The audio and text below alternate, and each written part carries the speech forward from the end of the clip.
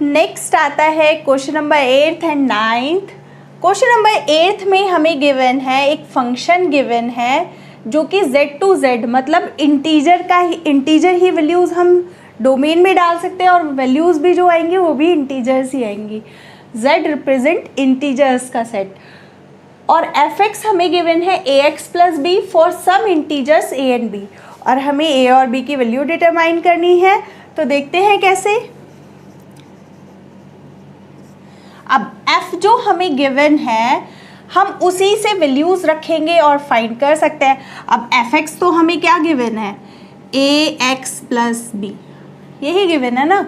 और f की value वो बता रहे हैं, ये क्या होता है, f की जो वैल्यूज़ दी हुई है, ये फंक्शन डिफाइन है x, y, मतलब अगर x को ये डालो तो y की वैल्यू ये मिलती है, x को 1 डालोगे तो y भी 1 मिलेगा। तो देखते हैं ये y is equal to f(x) ही तो होता है, तो x को 1 डालोगे तो y की वैल्यू 1, व्हेन f1 x की जगह पर हम 1 रखेंगे तो y की वैल्यू भी कितनी आएगी 1। तो हम यहाँ से एक इक्वेशन देख रहे हैं a plus b, first equation, second equation और मिल जाएगी और 2 इक्वेशन सॉल्व कर देंगे, बहुत ही सिंपल है। नेक्स्ट हम चाहे तो ये वाली ले सकते हैं, एक बार x को 2 डाल देते हैं, y को 3 रख देंगे, तो यहाँ से दूसरी इक्वेशन बना सकते हैं। लेकिन मैं एक और इजी वाला लेके चल रही हूँ वैल्यू, ये वाला। इसमें क्या है, x को 0 रखो, y की वैल्यू -1 है, x, y, x को 0, y को -1 डालो, देखो डायरेक्ट वैल्यू आते हुए दिखेगी। अब यहाँ पर डालो, ये फर्स्ट इक्वेशन आ गई। हम लेके चल रहे हैं 0, -1, यानी कि x को हम क्या रखेंगे 0, y को रखेंगे -1, तो y की वैल्यू -1 और x की जगह पर क्या रख देंगे 0। तो हम यहाँ से आते हुए देख रहे हैं ये टर्म 0 हो गई, this imply b is equals to -1, तो b की वैल्यू तो यहीं से आ गई।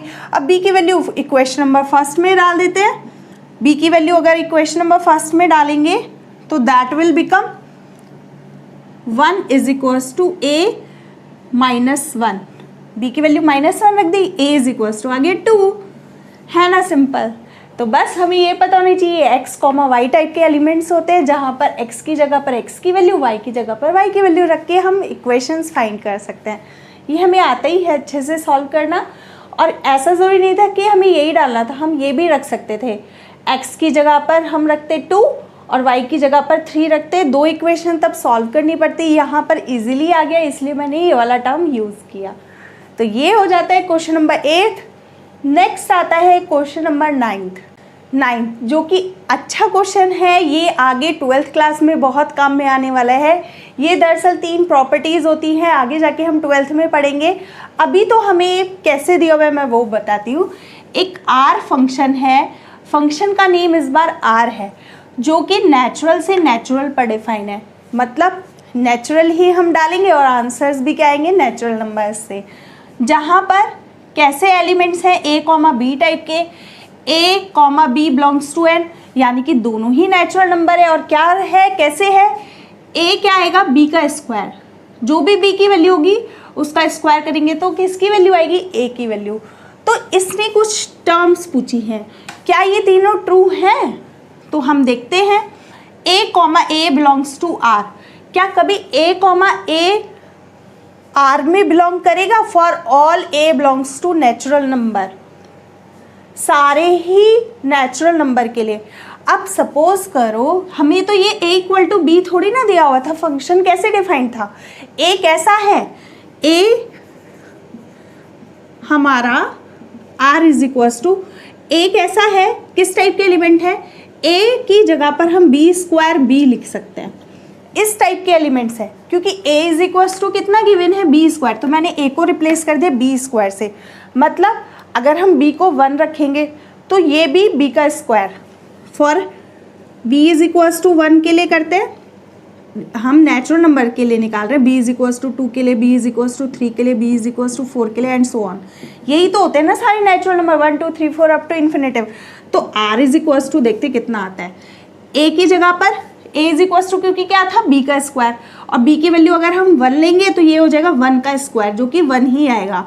और अगर हम b को 2 लेते हैं तो दैट विल बी 4। अगर हम b को 3 लेते हैं तो 3 का स्क्वायर 9, सिमिलरली 16, ऐसे ही तो एलिमेंट आएंगे क्योंकि इसने बोला है a is equals to b square, जो पहला एलिमेंट है वो दूसरे वाले का स्क्वायर है, तो यही तो है, पहला एलिमेंट दूसरे वाले का स्क्वायर है कि नहीं? तो इस टाइप के एलिमेंट आएंगे। उसने पूछा क्वेश्चन नंबर फर्स्ट में क्या ए बिलोंग टू आर, मतलब कि क्या 1 1 2 2 3 3 एंड सो ऑन, इस टाइप के सारे एलिमेंट आर में आएंगे?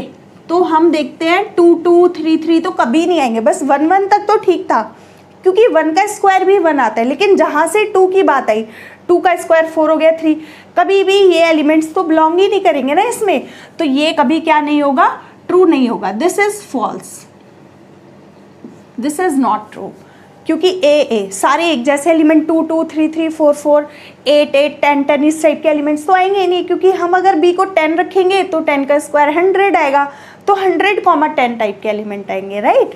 तो इस टाइप के एलिमेंट हमें देखने के लिए नहीं मिल रहे। सेकेंड है, अगर ए बी आर में है तो क्या बी ए भी आर में होगा? क्वेश्चन नंबर सेकेंड में है अगर ए बी आर में है, लाइक एस अगर 4 2 आर में है तो क्या 2 4 भी आर में होगा? इसका कहने का मतलब ये है ए बी अगर आर में है, ये है ए, ये है बी, ए बी अगर आर में है, आर हमें ऐसे ही तो दिया हुआ था ना ए कॉमा बी, मैंने यहाँ पर बस ए की वैल्यू रखी, तो वो उसने बोला अगर ए बी आर में है तो क्या बी ए भी आर में होगा? Is it possible? 4 2 आ रहा है तो क्या 2 4 भी आएगा? क्या कभी 2 बी, यहाँ पर क्या होता है, अगर हम जो एलिमेंट लेते हैं तो यहाँ पर उसका स्क्वायर होता है, क्या कभी अगर यहाँ पर 4 लेंगे तो उसका स्क्वायर 2 आएगा? नो। तो अगर कभी भी ऐसा नहीं होगा, किसी भी एलिमेंट के लिए ऐसा नहीं होगा सिवाय 1 1 के, सिवाय 1 1 के, कि ए बी है तो बी ए भी है, ए बी बी ए, 1 1 के लिए ऐसा हो सकता है, लेकिन उसके अलावा कोई भी एलिमेंट ऐसा नहीं होगा कि अगर 4 2 आ रहा है तो 2 4 तो कभी भी आर में आएगा ही नहीं। तो ये भी स्टेटमेंट क्या होते हुए दिखता है हमें, फॉल्स।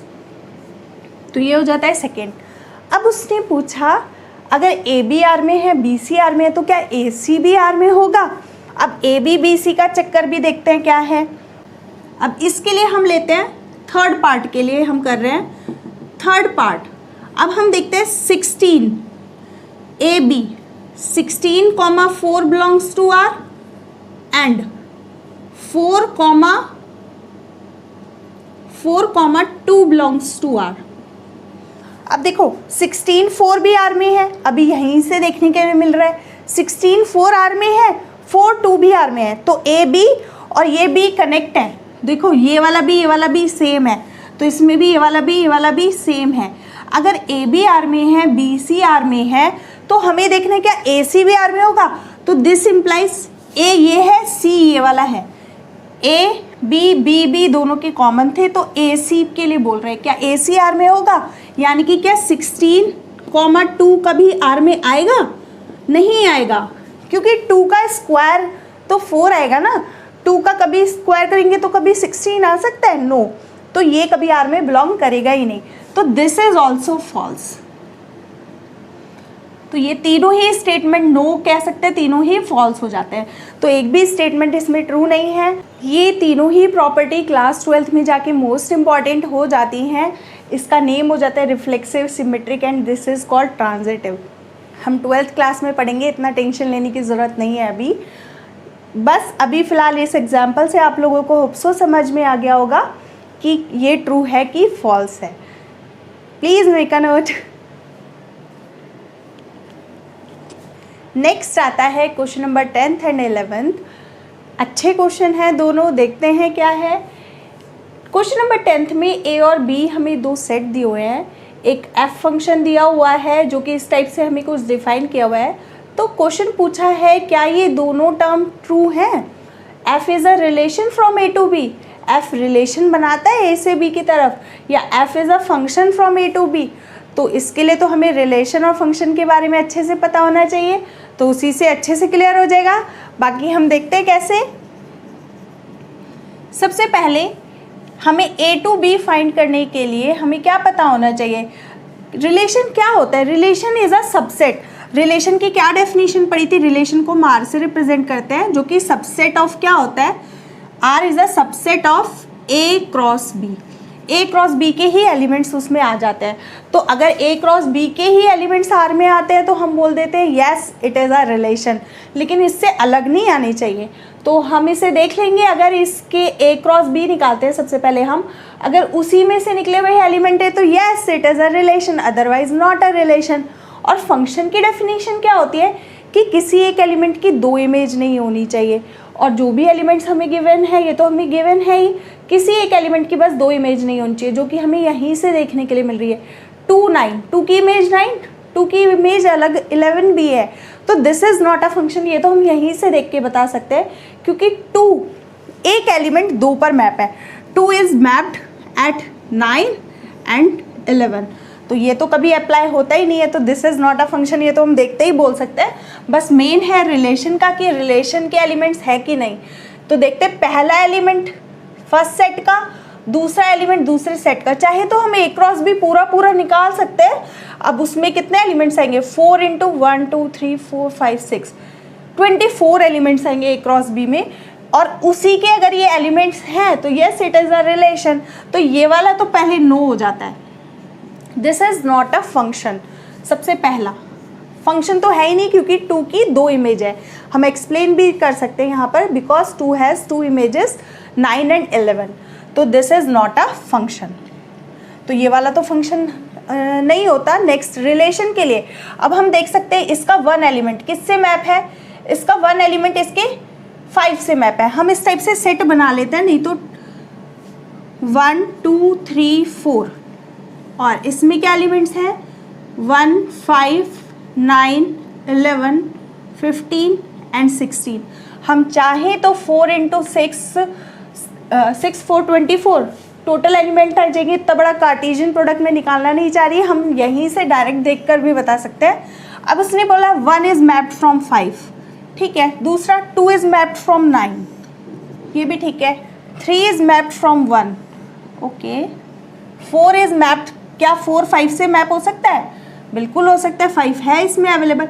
अब सपोज करो इसमें 4 13 दे देते, 4 इज़ मैप्ड फ्रॉम 13, लेकिन 13 तो इसमें दिख ही नहीं रहा ना, तो तब हम वहाँ पर बोल सकते थे this is not a relation, लेकिन इमेजेस हमें तो सारी मिले जा रही हैं। नेक्स्ट आता है 2 इज़ मैप्ड फ्रॉम 11, जिसने हमारा भी बनाया, सारे ही एलिमेंट्स हम देख रहे हैं कि मैप हो पा रहे हैं, इसी से ही निकले हुए हैं। तो yes it is a relation, yes it is a relation, क्योंकि सारी ही मैपिंग तो बन पा रही है ना। आप चाहो तो वही मैंने अभी बताया, पूरा का पूरा कार्टेशियन प्रोडक्ट निकालो और दिखा दो यस ये जो एफ फंक्शन है this is a subset of A cross B. तो हम वहाँ से भी दिखा सकते हैं, अदरवाइज हम इस टाइप से भी शो कर सकते हैं yes it is a relation. अब यहाँ पर अभी जैसे मैंने बताया, अगर सपोज करो मैं एक क्वेश्चन ले लेती यहाँ पर, इसी को आगे मैं ऐसे दे देती 4 13, तो 4 को अगर मैं 13 से मैप करनी जाती वो एलिमेंट ही नहीं मिलता। तो जब वो एलिमेंट ही नहीं मिल रहा तो ऐसा तो पॉसिबल ही नहीं है, तो वहाँ पर हम बोलते this is not a relation. लेकिन एज सच कुछ हमें गिवन नहीं है, तो यस इट इज़ अ, हमें सब कुछ मिल गया, सारे ही फंक्शंस की मैपिंग मिल गई, तो yes it is a relation. तो ये हमारा क्या हो जाता है? रिलेशन हो जाता है, दिस इज़ यस। तो ये हो जाता है क्वेश्चन नंबर 10। नेक्स्ट आता है क्वेश्चन नंबर 11, जो कि बोल रहा है एफ आप किसका सबसेट है? z क्रॉस z का। z हम जानते हैं किसका सेट होता है? इंटीजर्स का सेट होता है, 0 1 2 3 up to infinitive, -1 -2 up to infinitive. तो वो पूछ रहा है f क्या एक फंक्शन होगा? f z से z की तरफ, z टू z एक फंक्शन है, तो फंक्शन की क्या डेफिनेशन है? एक एलिमेंट की दो इमेजेस नहीं होनी चाहिए, हर एलिमेंट की, एक तो सारे एलिमेंट मैप होनी चाहिए और हर एलिमेंट की क्या होनी चाहिए? यूनिक इमेज होनी चाहिए। तो देखते हैं, अब फंक्शन हमारे पास कैसा डिफाइन है? A B comma A plus B, जहाँ पर ए कॉमा बी दोनों ही इंटीजर्स हैं। इस टाइप से हमारा ये फंक्शन डिफाइन है। तो ए बी अगर हम डालेंगे तो हमें क्या मिलेगा? यानी कि दो इंटीजर्स डालेंगे अगर, तो a प्लस बी हमें इस टाइप का y मिलेगा, x comma Y, this is x, this is y। तो इंटीजर्स तो हम कोई भी वैल्यू डालें तो आंसर तो नहीं आना है, ऐसा तो नहीं है कि नहीं आएगा। तो हम देखते हैं फंक्शन होने के लिए पहले तो इंटीजर डालेंगे तो इंटीजर ही आएगा, तो ये तो सेटिस्फाई होती है। दूसरा, किसी एक के एलिमेंट की दो इमेजेस नहीं होनी चाहिए, तो उसके लिए हम देख सकते हैं कुछ एग्जाम्पल्स लेके देख लेते हैं, और हो सकता है नेगेटिव पॉजिटिव में थोड़ा प्रॉब्लम आ जाए। तो मैं लेती हूँ a is equals to suppose 2, b is equals to 3। अगर a को 2 b को 3 लिया जाए तो हमारे पास हम देखते हैं ये f कैसा आएगा, f में किस टाइप का एलिमेंट आएगा, 2 into 3, 2 multiply 3 and this is 2 plus 3। तो इस एलिमेंट को हम कैसा लिख सकते हैं, किस टाइप का एलिमेंट आएगा ये हटा देती हूँ मैं ब्रैकेट। तो दिस इज इक्वल टू कितना आएगा, 3 इंटू 2 6, 5। तो देख रहे हैं 6 इज मैप्ड फ्रॉम 5। तो हमने एक जनरल ऐसे ही एज सच कोई एग्जाम्पल ले लिया। अब अगर हम इनको नेगेटिव करके देखें, एक को a इज इक्वल्स टू, अगर हम माइनस का 2, b इज इक्वल्स टू 3 लेके देखें, इन्हीं नंबर्स पे चेक करते तो ये -6 हो जाएगा। लेकिन अगर दोनों को पॉजिटिव रखना हो तो -3 -2 ले लेते हैं, दोनों ही नेगेटिव ले लिए, तो उससे देखो क्या फ़र्क पड़ेगा, ये तो 6 ही रहेगा, क्या इस पे फ़र्क पड़ेगा, और हाँ फ़र्क पड़ते हुए दिख रहा है, तो this is not a function. देखो अगर मैंने a को -2 b को -3 लिया तो देखो दैट इज़ -2 -3 कॉमा माइनस का 2 प्लस माइनस का 3, तो ये कितना आते हुए दिख रहा है, माइनस माइनस प्लस, तो दैट इज 6 कॉमा -5। हो गया ना खराब, 6 5 पर भी मैप है, 6 -5 पे भी मैप है, तो यानी कि किसी एलिमेंट 6 की 2 इमेज हो गई, 5 पर भी मैप, -5 पर भी मैप। ये तो मैंने एक एग्जाम्पल लिया, आप चाहे तो कुछ और भी ले सकते हैं, 3 4, a को 3 ले लो, b को 4 ले लो एंड सो ऑन, ऐसे इन्फिनिटिव एग्जाम्पल्स आप ले सकते हो। a को 3, b को 5, और एक बार दोनों माइनस माइनस ले लो, तो हम देख रहे हैं हर एक एलिमेंट की 2 इमेज है, तो this is not a function. तो यहाँ से हम बोल सकते हैं दिस इम्प्लाई, एक एग्जाम्पल हमें देना होता है जिससे हम शो कर सके, this imply since 6 has 2 images so this is not a function, this imply f given f is not a function, hence result, this is the result, please make a note। Next आता है question number 12, जो कि हमें given है, एक set given है और function में इसी सेट की वैल्यू रखनी है हमें, और हमें क्या मिलेंगे, कुछ नेचुरल नंबर के सबसेट्स मिलेंगे, नेचुरल नंबर के एलिमेंट्स मिलेंगे, जहाँ पर फंक्शन कैसे डिफाइन है, f में अगर कोई एलिमेंट डालते हो तो आंसर कैसे मिलने वाला है, उसका हाईएस्ट प्राइम फैक्टर। तो हमें पहले तो क्या करना होगा, जो भी एलिमेंट हम डाल रहे हैं, यही तो एलिमेंट्स हम डालेंगे, डोमेन क्या है, जो एलिमेंट्स हम डाल सकते हैं उसने पहले ही बता दिया, ए सेट के एलिमेंट्स, तो ये हो गया हमारा पहले तो डोमेन, और जो आंसर्स आएंगे वो किसके अकॉर्डिंग आएंगे, highest prime factor of N, जो भी हम एलिमेंट डालेंगे उसका हाईएस्ट प्राइम फैक्टर जो भी होगा वही हमारा आंसर आएगा, एफ एन की वैल्यू आएगी, और वही हमें फाइंड करनी है, find the range of F. तो देखते हैं कैसे, अच्छा क्वेश्चन हो जाता है ये। अब सबसे पहले एफ में अगर हम डालेंगे 9, पहला एलिमेंट, ये सारे एलिमेंट डालने हैं ना, एक एलिमेंट, तो f में मैंने डाला 9, तो f9। अब इसके फैक्टर्स करते हैं, 9 के फैक्टर्स क्या हो सकते हैं, 9 को हम लिख सकते हैं 3 इंटू 3, तो इसका हाईएस्ट प्राइम फैक्टर कितना आएगा, हाईएस्ट प्राइम फैक्टर एक ही दिख रहा है 3, prime factor of 9 is equals to आ गया 3, तो ये पहला एलिमेंट हमें आते हुए दिख रहा है। सिमिलरली f में अगर हम डालेंगे 10, तो 10 को हम लिख सकते हैं 2 इंटू 5, और हाईएस्ट प्राइम फैक्टर इसका क्या आते हुए दिख रहा है, किसका, 10 का आते हुए हमें दिख रहा है। 2 इंटू 5 में कौन सा बड़ा वाला है, हाईएस्ट, 5, तो आंसर विल बी 5, है ना, सिंपल। नेक्स्ट f को हम डाल रहे 11, अब 11 के प्राइम फैक्टर, 11 तो खुद ही प्राइम नंबर हो जाएगा, तो ये हो जाता है 1 इंटू 11, इस टाइप से। तो 1 इंटू 11 करके लिख सकते हैं। तो इसका क्या होगा, सबसे बड़ा prime factor is equals to 11 ही होगा। तो ये हो जाता है। नेक्स्ट हम डालते हैं 12। 12 को हम कैसे लिख सकते हैं, 2 इंटू 2 इंटू 3, 4 इंटू 3 12। तो 12 को ऐसे लिख सकते हैं। तो इन तीनों में ये जो प्राइम हमने फैक्टर किया, इस प्राइम फैक्टर में सबसे बड़ा वाला कौन सा है, 3। तो ये आ जाएगा, हमें आते हुए दिख रहा है दिस इज इक्वल टू 3, क्योंकि हमें क्या लेना है, हाईएस्ट वाला, हाईएस्ट प्राइम फैक्टर ऑफ 12। तो हम लिखेंगे highest prime factor of 12 is 3। तो ये आ गया आंसर। बस एक और बचा F13 which is also a prime number. तो 13 ही आ जाएगा, क्योंकि 13 को हम 1 इंटू 13 ही लिख सकते हैं। एज सच इसका कोई प्राइम फैक्टर नहीं होगा, तो 13 का तो 13 ही आ जाएगा। तो ये सारी वैल्यूज़ आ गई हमारे डोमेन डालने पर। तो ये आ जाता है FN, हमने पूरा FN निकाल दिया। Find the range of F। Range of F वही किसको मैप किया, अब 9 मैप किया 3 को, क्योंकि हाईएस्ट प्राइम फैक्टर पे ही तो मैप करना था। तो यही हमारी रेंज आते हुए दिख रही है हमें। तो range of F is equals to कितना आ जाएगा, 3 5 11 3। दोबारा से 3 लिखने की ज़रूरत नहीं है, वो एक बार आ चुका है। तो एक ही बात है, दोबारा हमें रिपीट करके नहीं लिखना। और देन 13, तो इससे जाके मैप हो जाएंगे, जो कि नेचुरल नंबर का ही सबसेट है। तो ये आ जाती है हमारी रेंज। तो ये हो जाता है क्वेश्चन नंबर 12, और यहीं पर फिनिश हो जाती है हमारा relations and functions. Hope so आप लोगों को अच्छे से समझ में आया होगा। अगर अभी भी कोई क्वेरी रह जाती है, आप मुझे कमेंट सेक्शन में लिखकर पूछ सकते हैं। अगर ये वीडियो आपके लिए थोड़ी भी हेल्पफुल रही है, प्लीज़ लाइक शेयर सब्सक्राइब करना नहीं भूलिएगा। Thanks for watching.